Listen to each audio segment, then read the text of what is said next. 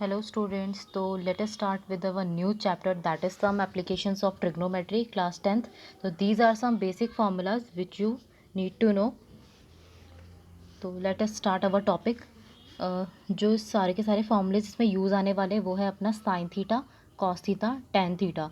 Trigonometric ratios में सिर्फ 3 ratios ऐसे हैं कि जो हमारे इस वाले चैप्टर में यूज़ होंगे. और हमें सबको पता है कि साइन थीटा की वैल्यू होती है perpendicular upon hypotenuse, cos theta की वैल्यू होती है base upon hypotenuse and tan theta की वैल्यू होती है परपेंडिकुलर अपॉन बेस. तो first of all we need to know कि हमारा जो ट्राइंगल होता है तो ट्राइंगल में कहाँ पे थीटा रखा रहता है और थीटे से हमें पता लगे कि which is our perpendicular and which is our base. तो ये कुछ बेसिक सा कॉन्सेप्ट है जो कि प्रीवियस चैप्टर में करवा दिया था, बट स्टिल मैं इसको फिर दोबारा क्लियर करती हूँ. तो स्टूडेंट्स, तो this is our triangle, right angle triangle.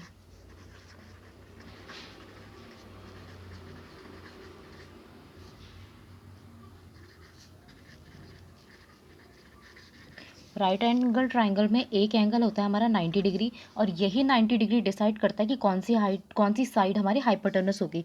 तो 90 डिग्री के जो सामने वाला साइड होता है वो हमेशा हाइपोटेनस होता है. अब ये तो हाइपोटेनस हो गया, तो इसमें बच्चे कंफ्यूज हो जाते हैं कि इसमें कौन सा वाला साइड हमारा बेस होगा और कौन सा वाला साइड हमारा परपेंडिकुलर होगा. अगर हम इसे ऐसे ही देखेंगे तो ये वाला हमें लगेगा कि ये this is perpendicular and this is base. But अगर मैं इसको रोटेट कर दूँ, रोटेट करने के बाद हम कंफ्यूज हो जाएंगे. अब हमें ये वाला परपेंडिकुलर लग रहा है और ये बेस लग रहा है, तो इसीलिए हमारा थीटा डिसाइड करता है कि which is our perpendicular and which is our base. अगर मैं थीटा को यहाँ पे रख दूँ, अगर मैं थीटा को यहाँ पे पुट करूँगी तो थीटा के सामने वाली side is always perpendicular and जिस पे थीटा प्लॉट है, जिस साइड पे हमने थीटा रखा हुआ है, that is our base. Again अब 90 डिग्री ये रहा 90 डिग्री, तो दिस इज़ अवर हाइपोटेनस. अगर थीटा को मैंने यहाँ पे प्लॉट कर दिया तो थीटा के सामने वाली साइड होगी अपनी परपेंडिकुलर और जिस पे थीटा प्लॉट कर रखा है दैट इज़ अवर बेस. तो यहाँ से आपको पता लग गया होगा कि अगर थीटा का कितना मेन रोल है. थीटा डिसाइड करता है कि which side is our perpendicular and which side is our base. तो स्टूडेंट्स, यहाँ पे हमने पढ़ा कि थीटा हमारा कैसे बताता है हमें कि हमारा परपेंडिकुलर कौन है, बेस कौन है, हाइपोटेनस कौन है. जब हम सम एप्लीकेशंस ऑफ ट्रिग्नोमेट्री पढ़ रहे हैं तो हमें ये बहुत इंपॉर्टेंट होता है जानना कि परपेंडिकुलर, बेस एंड हाइपोटेनस के बारे में, कौन सी साइड हमारी क्या कहलाती है. अब इसके बाद हम स्टार्ट करते हैं. एक एक्रोनियम है. मान लो कि आप स्कूल में गए और आप सारे फॉर्मूले भूल गए कि साइन थीटा हमारे परपेंडिकुलर अपॉन हाइपोटेनस होता है, कॉस थीटा हमारा बेस अपॉन हाइपोटेनस होता है, टैन थीटा हमारा परपेंडिकुलर अपॉन बेस होता है. तो स्कूल में जाके आप अपने आप ये फॉर्मूले बना सकते हो. कैसे? आपको बस एक एक्रोनियम याद करना है, दैट इज पंडित बद्री प्रसाद हर हर बोले सोना चांदी तोले.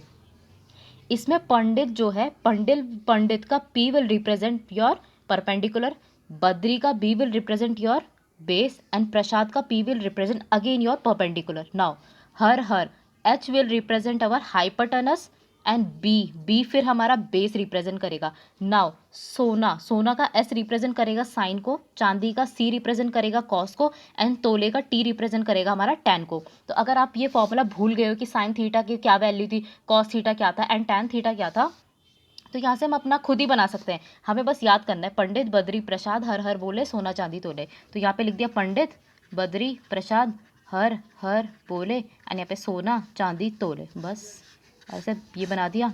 स्कूल में जाके फिर हमें ज़्यादा प्रॉब्लम नहीं होगी और ये 2 मिनट में फिर बच्चों को याद भी हो जाएगा और क्वेश्चन सॉल्व करने में भी कोई भी प्रॉब्लम नहीं आएगी. तो स्टूडेंट्स, ये थी हमारी पहले की बात. अब सेकंड थिंग जो आपको आनी चाहिए, तो आपको ट्रिग्नोमेट्री के सारे थीटा की वैल्यूज़ आनी चाहिए कि साइन थीटा की वैल्यू कौन सी डिग्री पे कितनी होती है. साइन थीटा 0 पे 0, साइन थीटा 30 पे 1/2, साइन थीटा 45 पे 1/√2, साइन थीटा 60 पे √3/2 एंड साइन थीटा 90 पे 1. ये सारा का सारा रेशो आपको लर्न करना है. और वो बच्चे जो याद नहीं कर सकते, वैसे तो ज़्यादा नहीं है, ये बहुत कम ही है जो याद नहीं कर सकते, उनके लिए फिर से एक ट्रिक है यहाँ पे. देखो, आपको बस एक ये वाली लर्न करनी है, सिर्फ ये वाला पार्ट लर्न करना है, ये वाला पोर्शन लर्न करना है. और ये वाला पोर्शन जब याद हो जाएगा तो देखो यहाँ पे 1, इसको फिर रिवर्स कर देना है, इस पोर्शन को पूरा रिवर्स कर देगा ना कॉस के लिए. 90 का 1 जो यहाँ पे है वो इधर लिख देना है, √3/2 को यहाँ पे लिख देना, 1/√2 को यहाँ पे लिख देना, 1/2 हेयर एंड 0 हेयर.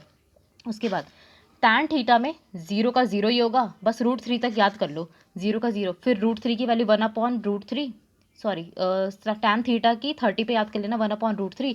अब इसका 1 इधर चल जाएगा, इसका √3 इधर चल जाएगा, और फिर यहाँ पे टैन 90 पे नॉट डिफाइंड। तो ये तो याद करना बहुत मुश्किल नहीं है, बस हमें एक साइन थीटा लर्न करना है और कॉस थीटा को तो रिवर्स ही कर सकते हैं हम। वहाँ पे भी जल्दी से ये फॉर्मूले सारे लिख के और अपने क्वेश्चन को सॉल्व कर सकते हैं।